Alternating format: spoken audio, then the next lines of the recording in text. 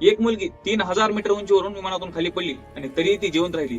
ही आहे जुलियानी गोल्के नावाच्या एका जर्मन मुलीची अविश्वसनीय कहाणी, जिने अमेझॉनच्या जंगलामध्ये 11 दिवस एकटीने सर्व्हायव्हल केलं.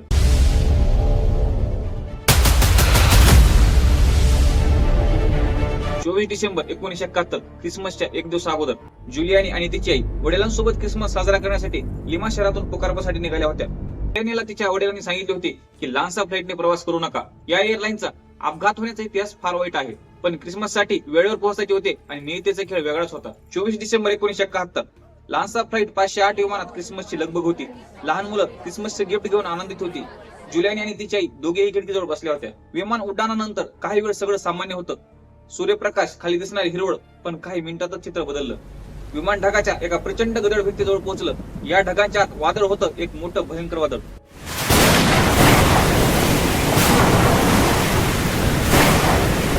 पायलटने त्या वादळात जाण्याचा निर्णय घेतला. विमान आत शिरलं आणि वातावरण पूर्ण बदलून गेलं. टर्ब्युलन्स सुरू झाला. संपूर्ण विमान हलत होतं. लोक ओरडू लागले. सामान वर खाली आदळू लागलं. विमानाच्या पंखांचा धातू किंचाळल्यासारखा आवाज करत होता. लहान मुलाचे रडण्याचे आवाज, प्रौढांच्या प्रार्थना आणि विमानाच्या आत एक जिवंत नरक तयार झाला होता. जुलियानीने तिच्या आईकडे पाहिलं. आईचा चेहरा पांढरा पडला होता, पण तिने जुलियानीचा हात घट्ट धरला आणि त्याच क्षणी अचानक त्या विमानावर वीज पडली.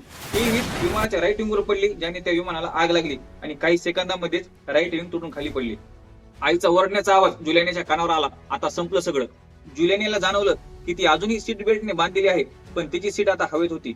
विमान 10,000 फूट उंचीवरून खाली पडत होतं. तिला फक्त वाऱ्याचा आवाज ऐकू येत होता.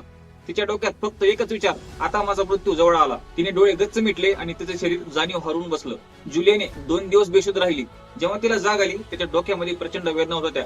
डोळ्याला मार लागला होता आणि एक हात फ्रॅक्चर झाला होता, पण ती अजूनही सीट बेल्टला बांधलेलीच होती. तिने डोळे उघडले. वर हिरव्यागार झाडांचा प्रचंड पर्णसंभार होता. या पर्णसंभारानेच तिची गती कमी केली होती आणि तिचा जीव वाचवला होता.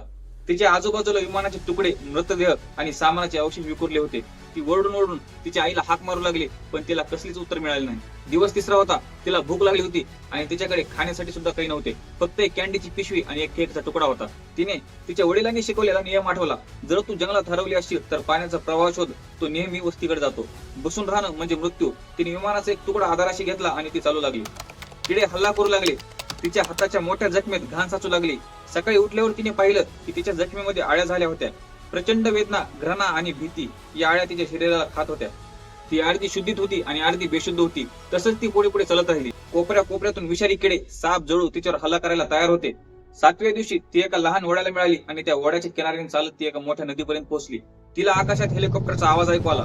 तिने आकाशाकडे वळून पाहिले, पण घनदाट झाडीमुळे ती कुणालाच दिसली नाही. तिच्या आयुष्यातला सर्वात मोठा आशेचा आवाज, आणि तोही तिला सोडून गेला. ही निराशा तिला आतून तोडून टाकत होती.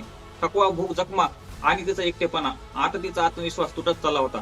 तिला किनाऱ्यावर एक छोटी लाकडी नाव दिसली. ती आणखीन एका आशेने त्या नावाकडे गेली, पण ती नाव तुटलेली होती आणि त्याच्या आजूबाजूला कोणीही नव्हतं. 11व्या दिवशी तिने त्याच ठिकाणी थांबायचं ठरवलं. दुसऱ्या दिवशी तिला दूरपर्यंत फक्त धूर दिसत होता. आणि मग काही वेळाने माणसाच्या बोलण्याचा अस्पष्ट आवाज तिच्या कानावर पडला. तिने त्या आवाजाच्या दिशेने जाण्याचा प्रयत्न केला आणि ती एका छोट्या लाकडी झोपडीजवळ पोहोचली.